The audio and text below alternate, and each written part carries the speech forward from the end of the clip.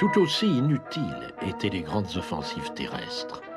En 1916, les armées sont enterrées depuis 2 ans. Les tranchées allemandes sont soignées, rationnelles, à l'image de leurs ingénieurs. Elles sont profondes, elles conduisent à des abris enterrés pour les chevaux, à des cuisines, à des magasins.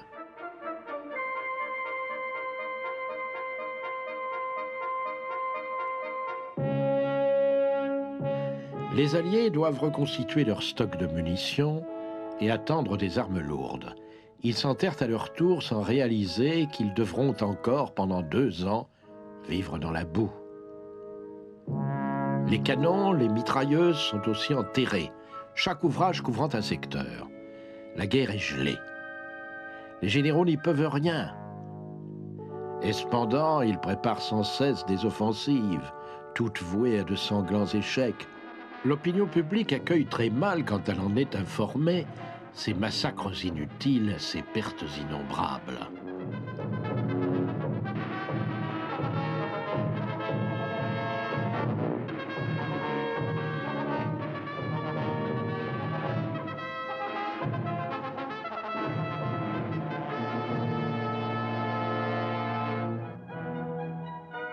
Pendant toute l'année 1915, les jeunes recrues d'Angleterre ont appris à creuser sous l'œil sourcilleux des vieux sergents. Quelques années plus tôt, l'armée avait réformé les pelles et les bêches au nom du modernisme. Maintenant, on dissèque devant les Bleus l'anatomie d'une tranchée et les ouvrages de défense enterrés. On montre la tranchée principale, les postes de guet et les réseaux de barbelés. Derrière la tranchée principale, une tranchée de soutien, un réseau de tranchées d'accès et des tranchées de réserve, ponctuées de redoutes avec des centres de communication. En théorie, le système est parfait et les tireurs sont protégés derrière les parapets. En pratique, c'est un lacis de vase et de boue.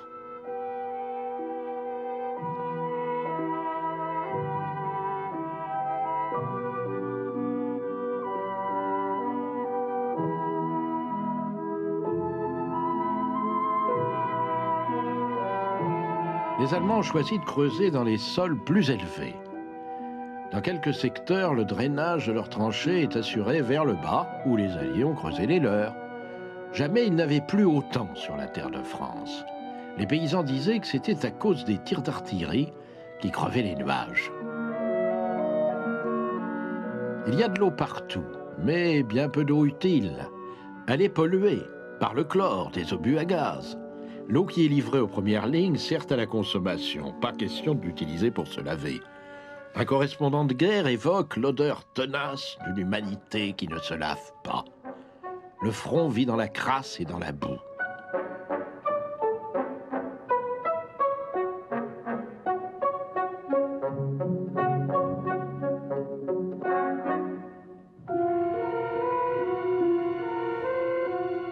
Devant la tranchée est déployée la ligne continue des fils de fer barbelés, ainsi que les ouvrages de protection. Au-delà, c'est le no man's land, où la mort n'a pas de vacances. Des chevaux errants s'y font tuer. Le no man's land, c'est constamment des hommes en patrouille qui doivent rentrer dans leur ligne avant l'aube et qui risquent de se faire tuer en enjambant le parapet. Les généraux ne supportent pas l'inactivité.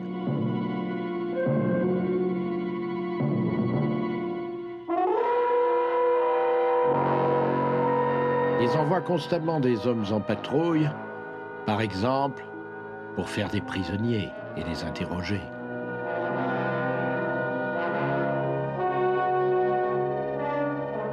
Aux tranchées, les heures coulent lentement dans la routine, des heures et des heures d'assoupissement de la guerre. Tous les jours, des bombardements presque à heure fixe. De temps à autre, le bruit devient infernal. Les nuits s'embrasent avec des fusées éclairantes et des obus en étoiles.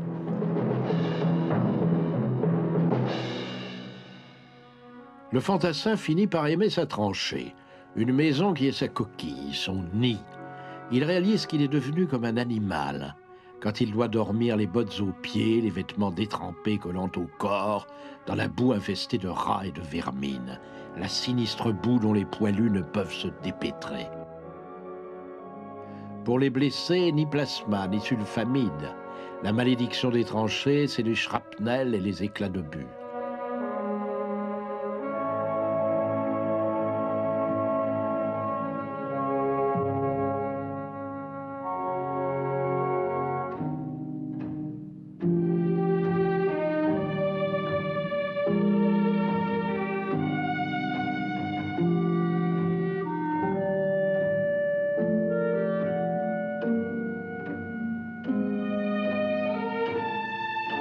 Dans les tranchées, il faut toujours combattre. Que ce soit l'ennemi, le froid, les rats, la glace, la boue. Pour porter la soupe aux poilus des tranchées, il faut des héros. Ces gens-là risquent de se faire tuer 100 fois.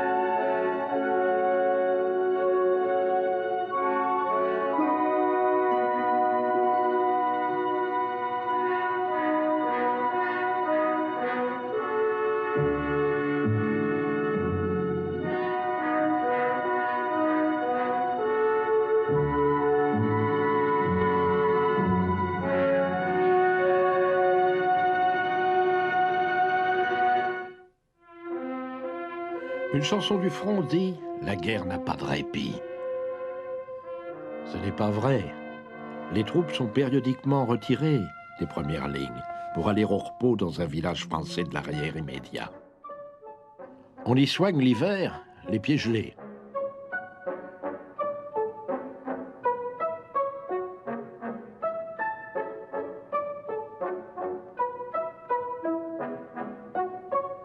Au repos, on s'épouille.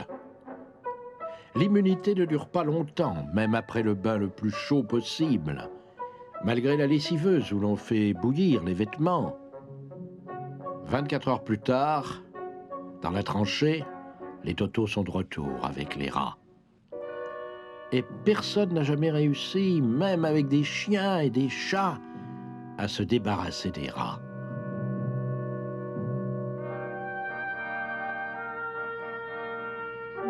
L'expression favorite du front, ça ne fait rien, tout est égal.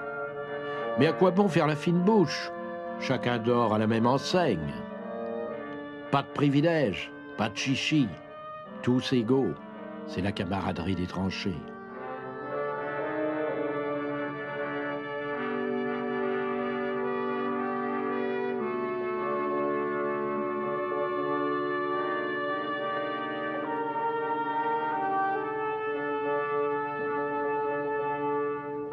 La mort et ses ornements.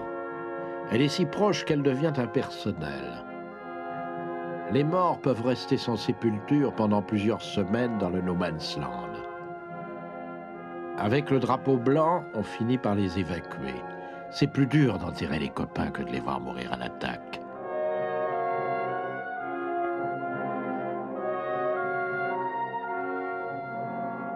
Retour en ligne à la tranchée, tenir encore un peu plus longtemps.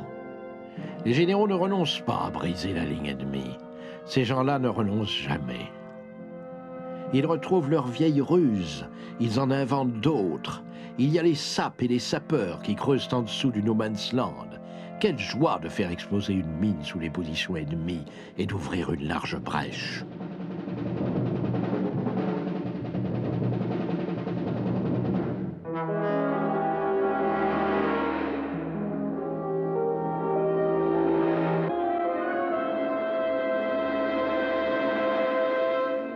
Pour l'observation, il y a les tours, élevées et camouflées, où les observateurs renseignent les artilleurs.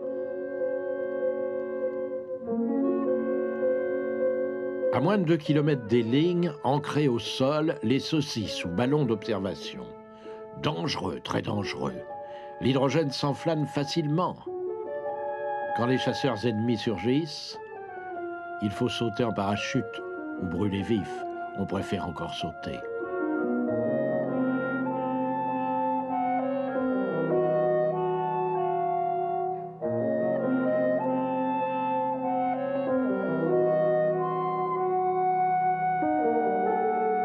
Les avions militaires ne font plus seulement de la reconnaissance, ils mitraillent et bombardent. Des bombes primitives qui ne font pas de mal. Les hommes redoutent les petites flèches d'acier qui tombent des avions. Ils assurent que ces flèches de la taille d'un crayon percent les casques et les clouent au sol. Une légende des tranchées, bien sûr. Ces flèches ont certes été produites et lâchées, mais au début de la guerre et en petite quantité. Des armes étranges, jamais vues, sont expérimentées. Les reverra-t-on jamais? Aucune ne change l'équilibre du front. Les ingénieurs militaires s'épuisent à construire d'inutiles gadgets.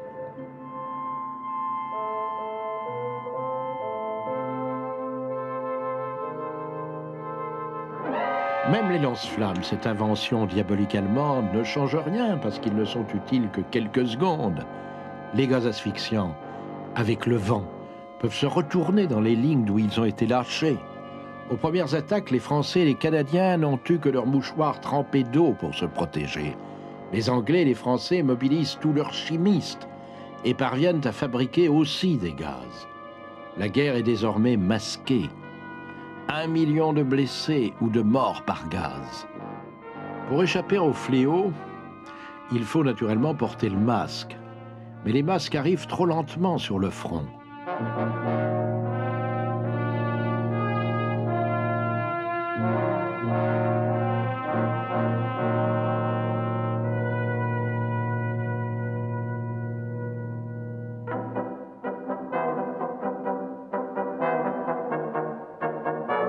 On essaye aussi les armures individuelles, à l'épreuve des balles. Mais les armures ne servent à rien. On les jette, on les broie.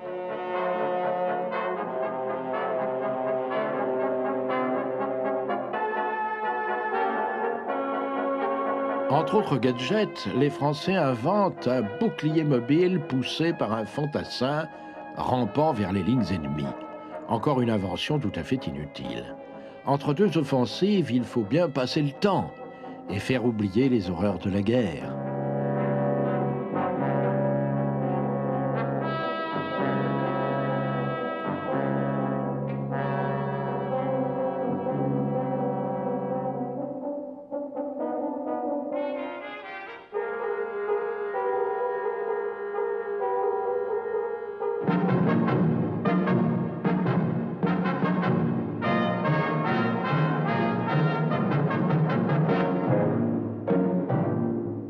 Une de ces inventions va faire son chemin. Des Anglais ingénieux travaillent sur un tracteur armé et blindé, chenillé et caterpillar. On l'appelle d'abord porteur d'eau pour tromper l'ennemi, puis tank. Winston Churchill s'y intéresse, ainsi qu'un colonel de l'armée du nom d'Ernest Swinton. Tous ceux qui gardent le secret de cette fabrication sont loin d'y croire. Comment ces tanks perceraient-ils le front allemand? Ils sont trop gauches, trop peu maniables pour réussir vraiment une percée.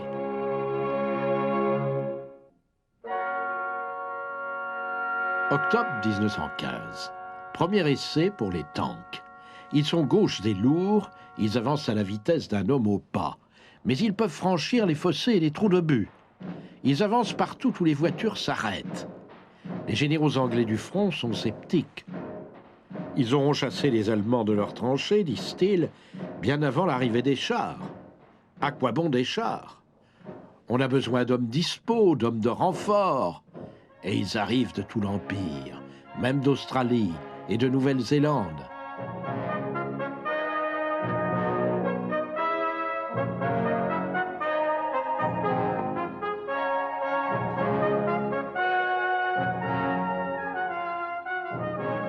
Voici les Anzacs, avec leurs chapeaux et leurs airs de bravache.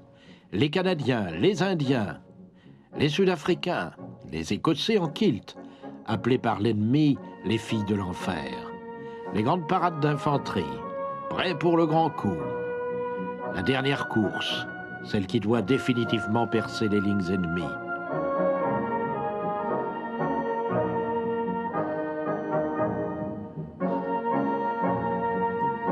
En 1916, l'offensive anglaise est prévue dans un secteur calme, la vallée de la Somme. Sir Douglas Haig, qui commande l'opération, est convaincu qu'il va couper en deux l'armée allemande, rien moins. Il devra le faire tout seul, car les Français sont saignés à blanc par le massacre de Verdun. Joffre, qui supplie les Anglais d'attaquer, ne peut leur offrir qu'une aide morale. Un plan sans intelligence. Il prévoit un assaut frontal d'une trentaine de kilomètres de large sur les deux rives de la rivière. 6 corps d'armée britanniques attaqueront au nord et 5 divisions françaises au sud. Ces troupes attendent le signal du départ. La ligne allemande est incroyablement forte. Les collines crayeuses qui surplombent les lignes alliées sont de vraies catacombes. Des abris charpentés renforcés de béton, éclairés à l'électricité, des blanchisseries, des postes de secours, des magasins de réparation, des arsenaux. Les Allemands se sentent bien dans leur forteresse. Ils n'ont pas envie d'être dérangés. Ils pensent que les Alliés seraient fous d'essayer d'enlever d'aussi fortes positions. L'armée du général Henry Rawlinson s'avance, position de combat. 1,5 million de Tommies se tiennent près derrière les échelles d'escalade. Ils se bouchent les oreilles, les canons lourds écrasent les Allemands depuis 5 jours et 5 nuits.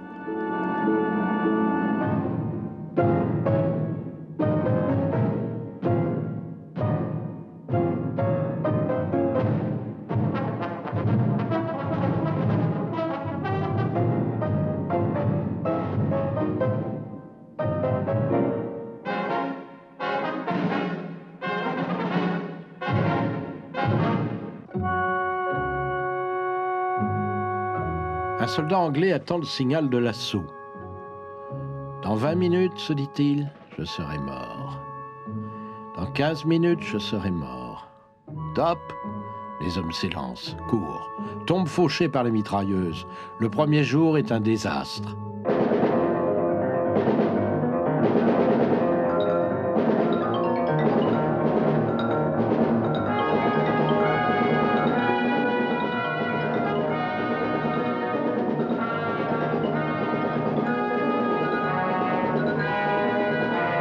Pas de conquête de terrain appréciable. Quelques haillons de forêt. À la fin du jour, plus de 60 000 soldats anglais sont couchés dans les champs. Haig ne veut pas renoncer, ni admettre son échec. Il n'admettra jamais. Pendant 5 mois va se poursuivre la bataille la plus stupide de l'histoire de l'Angleterre, qui cependant est riche en batailles stupides.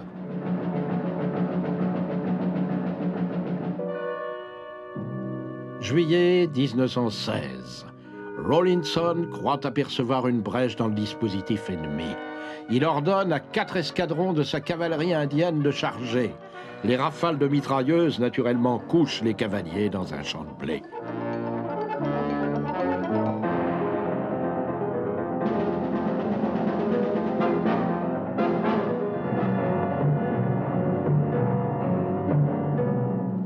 Les chevaux morts. On en comptera 600 000, rien que dans les lignes alliées pendant cette guerre. On en achète d'urgence en Amérique.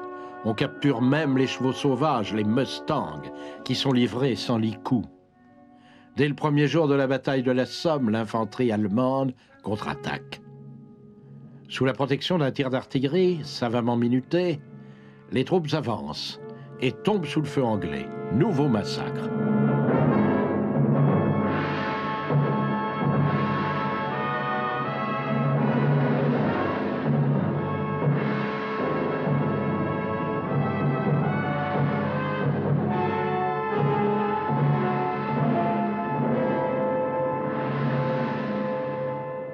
Le tank, alors, entre en scène. Pour la première fois en nombre dans la bataille de Cambrai, 42 tanks flambant neufs. Haig compte sur eux pour percer la ligne allemande. Les équipages dominent à peine les lourdes machines. Ils n'ont pas dormi depuis 48 heures. Ils connaissent mal les commandes de ce matériel révolutionnaire.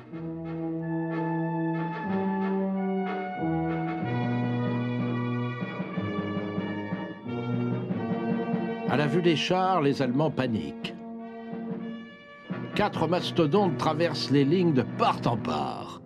9 sont éventrés par les obus, d'autres tombent en panne ou sont embourbés. Ceux qui ont traversé les lignes sont isolés, attaqués, détruits. C'est un échec.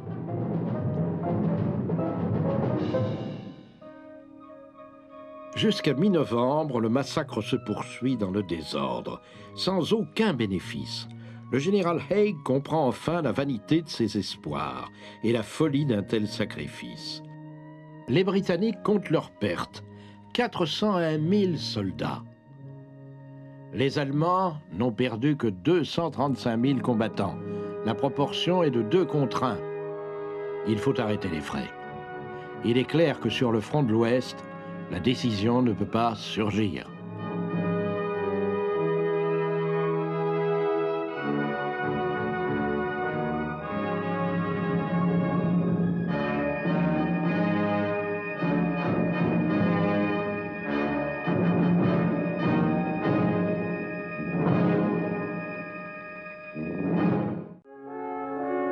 Londres est sinistre.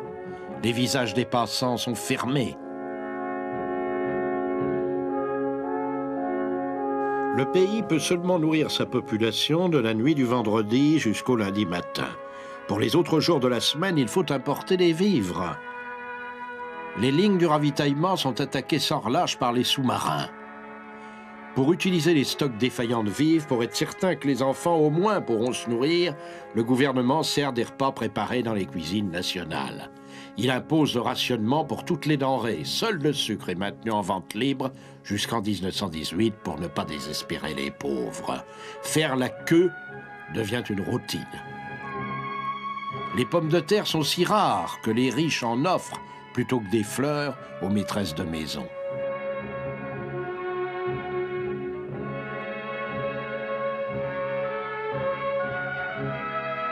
On manque de lait. Le lait est interdit aux adultes. Mais il n'y en a pas encore assez pour les enfants. Pas d'essence. Le gaz de charbon est mesuré.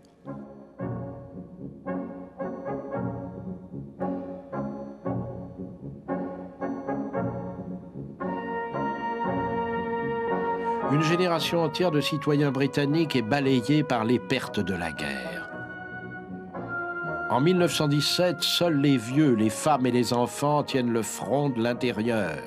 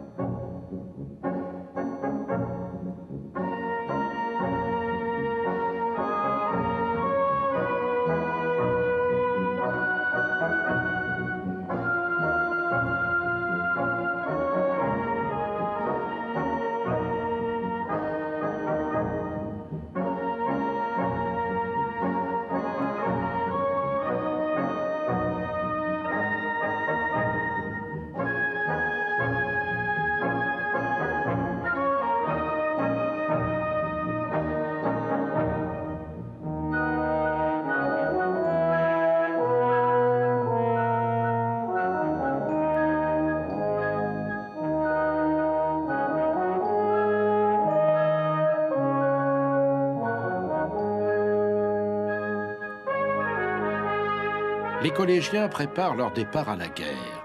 Des classes entières de conscrits sont balayées. Les enfants, en attendant leur incorporation, sont soumis à toutes les corvées. Ils travaillent dans les fermes. À la ville, ils font des collectes. Il n'y a pas de jeunes assez jeunes pour ne pas servir le roi et le pays.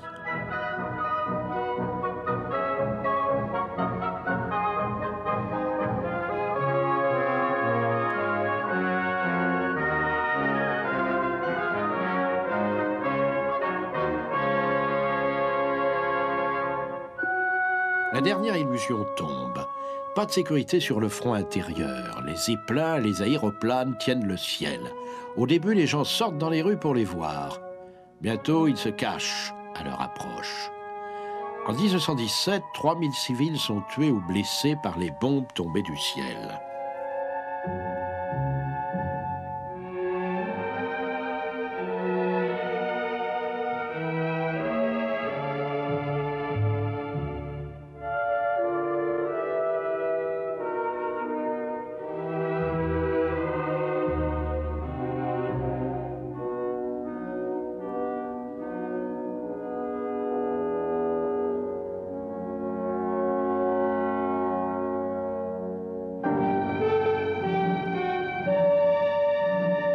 Lloyd George, le nouveau Premier ministre, garde pour lui son découragement.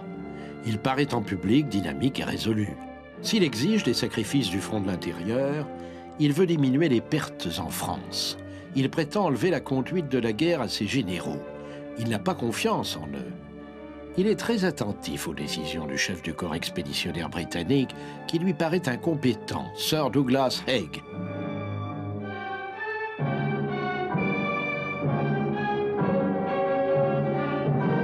Mais il doit le ménager, c'est le favori de George V. Lloyd George le trouve maladroit, insensible aux pertes, même si elles sont énormes. Il lui préfère le français Nivelle, auquel Haig est subordonné. Nivelle a présenté un plan pour la victoire rapide et sûr. Il a remplacé Joffre comme généralissime. Nivelle propose une double offensive au nord pour les Britanniques, au sud pour les Français. Les Anglais doivent attaquer sur Arras le 9 avril 1917.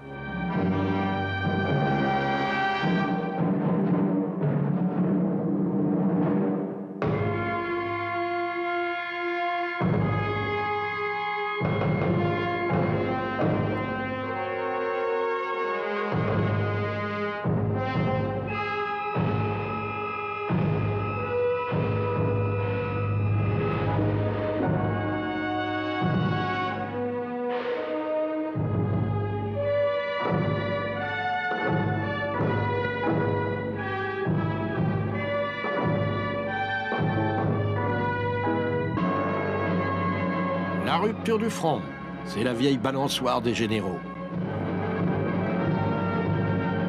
À l'extrémité de la ligne anglaise, les hauteurs de Vimy. Une avancée du front.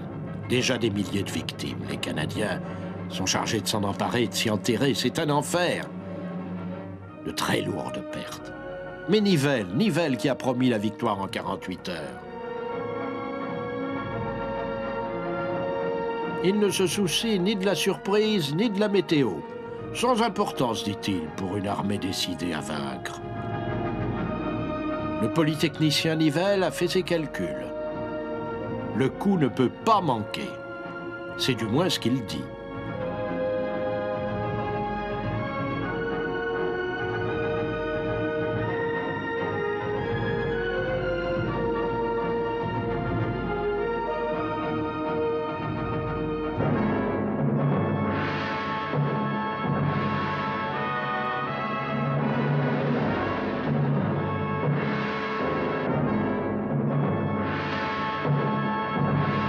Après une violente préparation d'artillerie dont on attend monts et merveilles, 40 divisions françaises s'élancent et tombent dans le vide. L'ennemi a restreint ses lignes, caché ses défenses. Les Français se font massacrer au chemin des Dames. 200 000 morts en quelques jours. Les soldats français, après ce drame, vont se mutiner.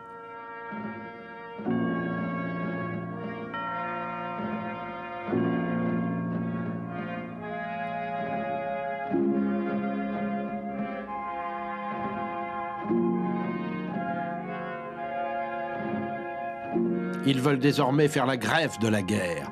Trop de blessés, trop de gueules cassées, trop de gazés. Sur toute la ligne, les régiments se mutinent. Est-ce la révolution dans les tranchées? Jamais plus les généraux français n'oseront demander une offensive baïonnette au canon. Les poilus ne sont pas des bolcheviks, ils en ont seulement marre de la guerre. 55 divisions sont affectées par les mutineries. Aucun leader révolutionnaire au front. Le mouvement est spontané. Les politiques pensent que ce mouvement peut être dominé.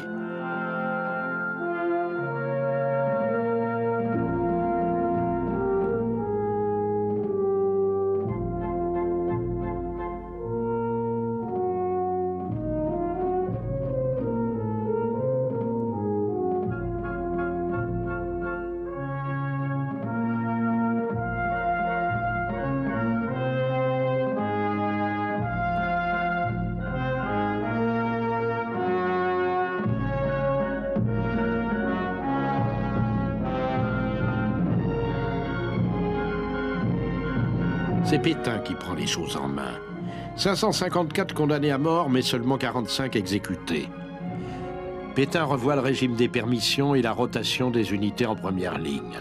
Les officiers sont désormais conscients qu'ils ne peuvent ordonner que des actions limitées et bien préparées.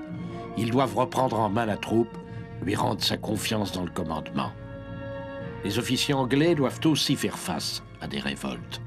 Les Allemands eux-mêmes changent les unités du front, ils se défient des recrues qui viennent de l'intérieur. Partout, on craint la révolution.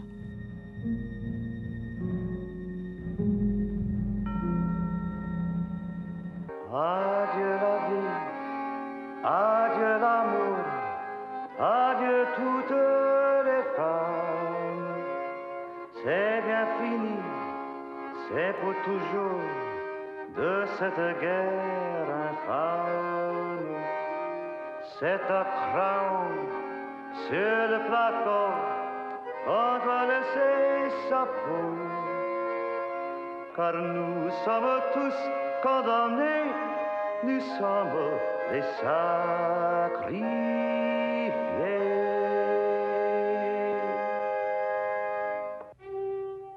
En Angleterre, la propagande guerrière fait beaucoup de bruit, mais les gens en ont assez.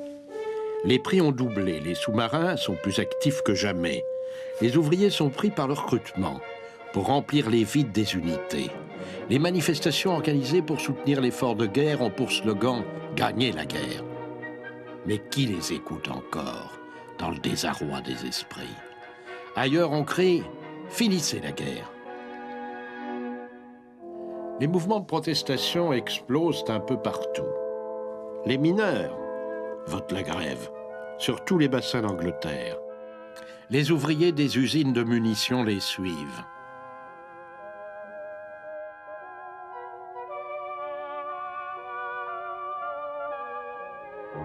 Détesté par la clique militaire, suspect aux yeux des politiques et peu apprécié par le roi, Lloyd George passe pour un dictateur, mais il réussit à rassembler la nation pour le dernier effort, à briser les grèves révolutionnaires.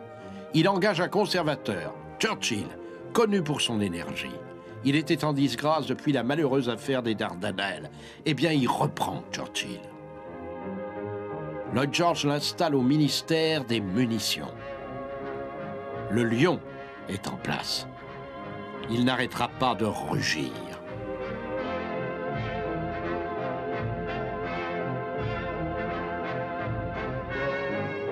Le roi lui-même est attaqué. Sa cour est pleine d'étrangers, dit-on. Elle manque d'esprit combatif. Le roi réplique qu'il soit damné s'il est étranger. Il change le nom de la maison royale qui était d'origine allemande. Il l'appelle désormais maison de Windsor. Ainsi, pense-t-il, personne ne pourra plus critiquer la famille royale. Il annonce un changement décisif dans la guerre navale. Le pays attend une politique nouvelle sur mer pour lutter contre les sous-marins. Une mission vient d'arriver des États-Unis, conduite par l'amiral William Sims. Sims est indigné par l'importance des pertes des Alliés sur mer. Il réussit à convaincre l'amirauté que la réponse à la menace sous-marine, c'est l'organisation des convois. La Grande-Bretagne n'a plus que 6 semaines de vivres. Elle décide d'appliquer le plan Sims. En peu de temps, les pertes sont réduites de moitié.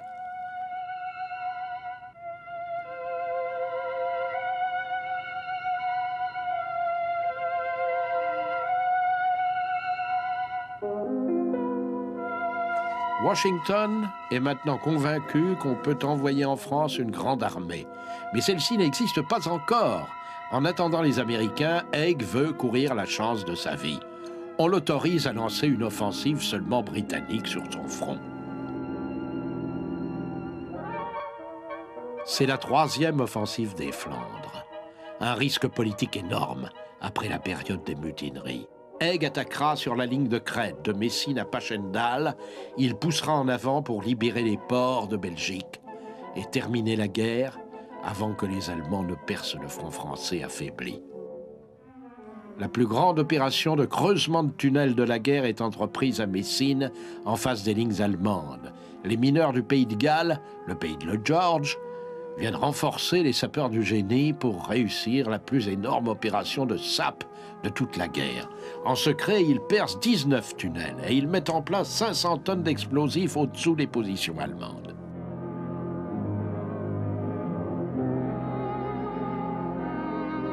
Le coup d'envoi est donné à l'aube du 7 juin 1917. De Londres, le George entend l'explosion, à plus de 200 km de là. Au 10 Downing Street, à sa résidence de Premier ministre, les vitres tremblent.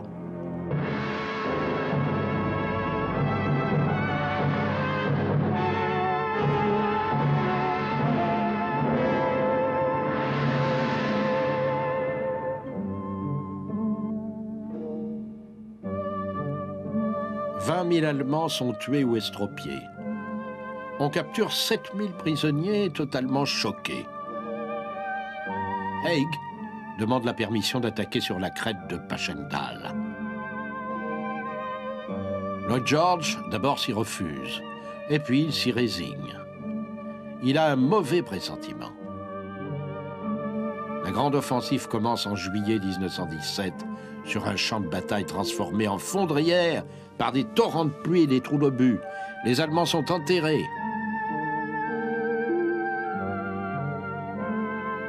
Ils disposent de canons lourds. Les assaillants s'épuisent. Une nouvelle stratégie s'annonce sur le terrain détrempé des Flandres. Un général britannique visitant plus tard le champ de bataille s'écrie « Bon Dieu, nous avons réellement envoyé des hommes combattre là-dedans ?»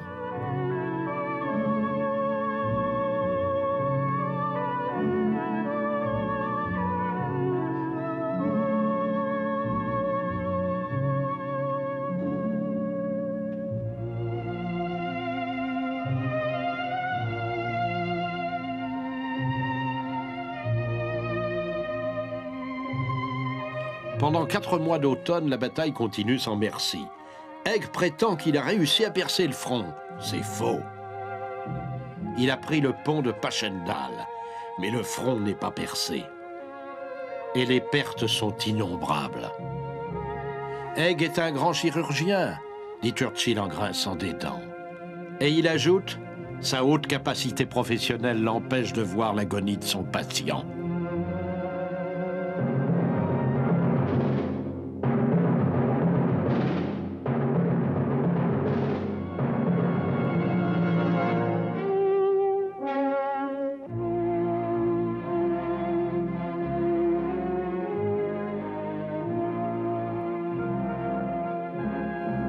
300 000 Britanniques sont tués, blessés ou disparus dans la boue. Haig a seulement gagné quelques arpents de marécage.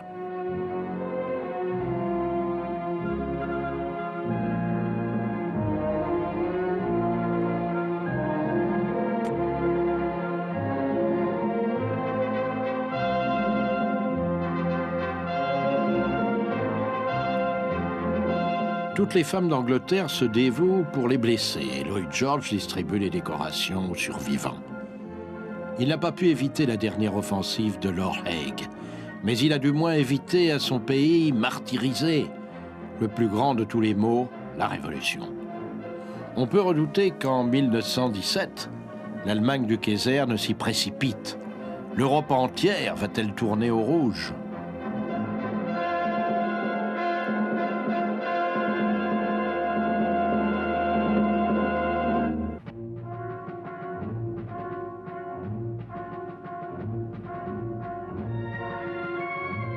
Pour conjurer le danger révolutionnaire, le pouvoir civil en Allemagne abdique de plus en plus en face des militaires. Massif et rassurant, Hindenburg, héros national, est pour l'Allemagne l'image du père. Une volonté d'acier mais protecteur, responsable. Il a pour adjoint le quartier-maître général Erich von Ludendorff, qui est après Hindenburg l'homme le plus puissant d'Allemagne.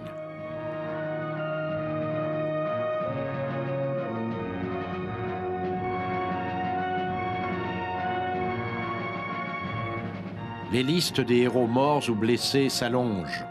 Notre seule fierté, a coutume de dire Ludendorff, est que nous combattons face à des forces très supérieures et que nos lignes sont en dehors de notre territoire sacré. C'est un faible réconfort pour une nation qui gratte les fonds de cave pour se chauffer l'hiver et qui est au bord de la famine.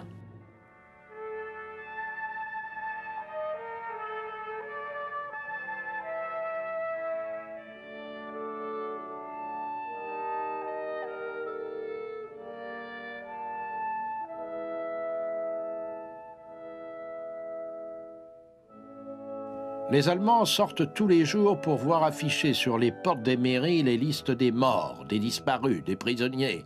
Tout est rationné en Allemagne. Le recrutement enlève les mineurs et les fermiers. La production chute. Le blocus allié réduit les importations, étrangle le commerce maritime. Dans l'industrie, on manque à la fois de main-d'œuvre et de matières premières.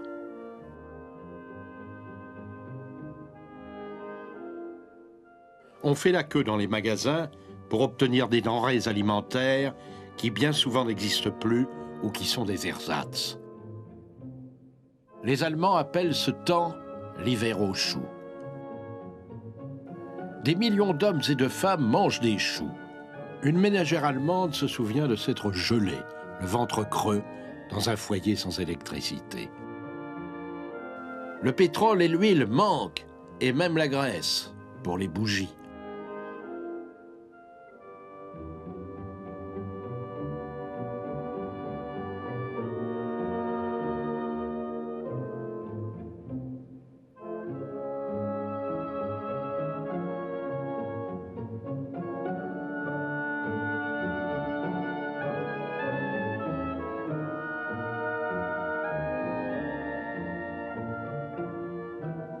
La détresse est supportée par patriotisme, mais les artistes ne se gênent pas pour illustrer aigrement la réalité.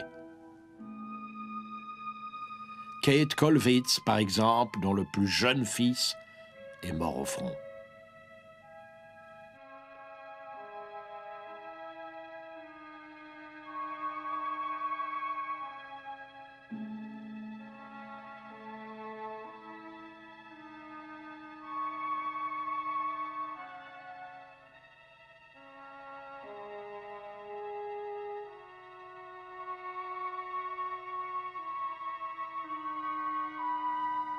Le dessinateur Georges Gress, soldat réformé pour dépression nerveuse, croque l'arrière du front sans aucune complaisance. Ces dessins sont tout à fait dans l'esprit des observations amères du propre fils du Kaiser, le Kronprinz. J'ai vu, dit-il, un changement immense et menaçant dans les rues de Berlin. Les gens des classes moyennes ont perdu leur air satisfait. Ils traînent dans les rues, le teint pâle, les yeux creux, dans des vêtements élimés. À leur côté piaffent des profiteurs qui les bousculent pour prendre toute la place. Les propagandes officielles glorifient les as de l'aviation, les capitaines des sous-marins, les généraux du front. Otto Dix représente les soldats comme des victimes. Dans la guerre telle qu'il l'a peint, il n'y a pas de place pour la gloire.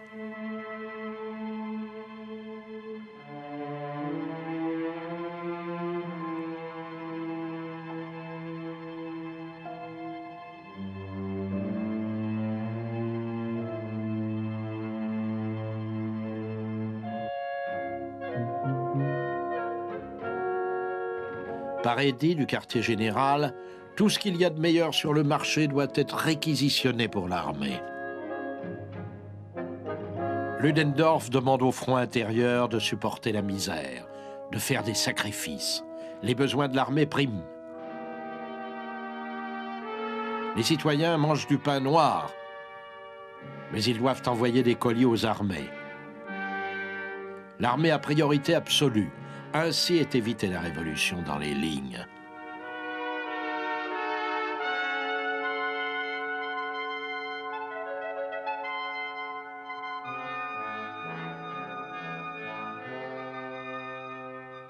Dans les zones occupées de France, de Belgique et de Pologne, des unités de l'armée sont affectées au travail, dans les fermes, pour être sûr que les récoltes seront saisies à la source.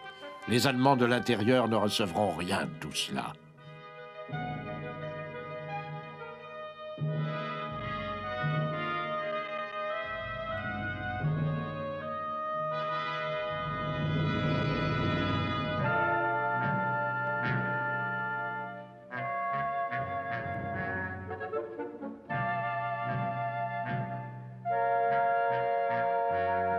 Le travail forcé fournit de la main-d'œuvre des régions occupées, ainsi que les camps de prisonniers de guerre.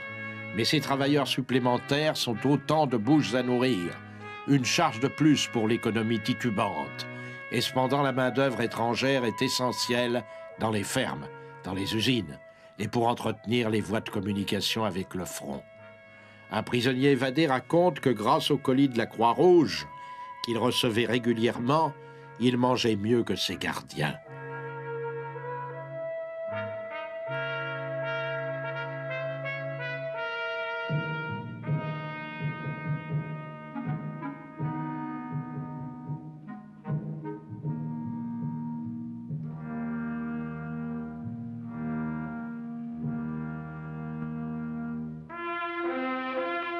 On récolte à domicile les objets en métal pour nourrir la production de guerre.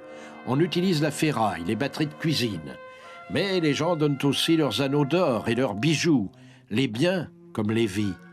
La guerre arrachait-on la dernière laine sur le dos d'un peuple déjà habitué aux plus terribles privations. Les industries allemandes, si puissantes, grésillent sous l'effet d'une tension excessive. Les matériels s'épuisent, la puissance se perd. Les ingénieurs sont au front, traçant les plans de guerre. L'Allemagne, jadis si dynamique, s'exténue dans la grisaille d'un crépuscule de guerre.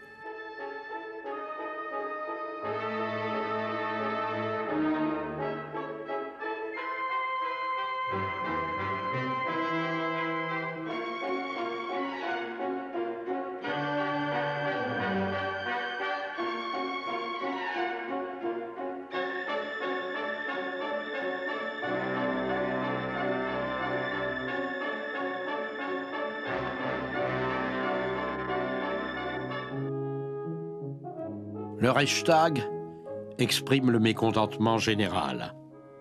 Au nom du Kaiser, une tentative de paix est amorcée du côté des Alliés par le chancelier de Bethmann-Hollweg. Saisi de pitié devant une misère indicible, n'est-il pas possible de trouver une base d'entente, dit-il. Mais les Alliés ne sont nullement prêts à négocier avec une Allemagne qui ne croit qu'à la force. Le chancelier est-il prêt à discuter sur l'Alsace et la Lorraine ? Demandent les Français. Le parti de la paix, une fois mis en échec, Ludendorff et Hindenburg s'emparent du contrôle du gouvernement. La politique intérieure explique que le quartier-maître général doit être dirigé par ceux qui sont responsables des plans militaires. Les généraux persuadent le Kaiser de leur accorder les pouvoirs qu'ils veulent. Le 1er février 1917, ils obtiennent de lui la liberté de reprendre la guerre sous-marine intégrale qui pousse le président Wilson à entrer dans le conflit.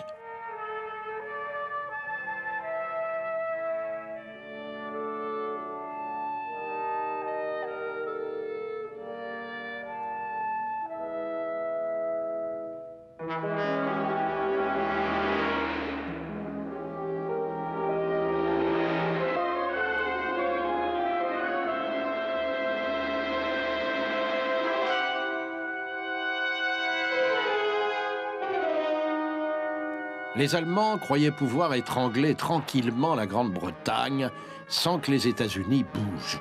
C'était la conviction du secrétaire d'État allemand aux affaires étrangères Arthur Zimmermann. L'Amérique ne fera rien, dit-il, parce que Wilson est pour la paix et rien d'autre. En février, les sous-marins avaient coulé 800 000 tonnes de navires. Seul un navire sur 4 quittant l'Angleterre revenait au port. L'ambassadeur américain à Berlin était rappelé. L'entrée en guerre des États-Unis sauvait la Grande-Bretagne. Mais le choix de la guerre totale par l'Allemagne sauvait aussi ce pays de la Révolution en accordant les pleins pouvoirs à l'état-major. Elle poussait l'aventure jusqu'au bout.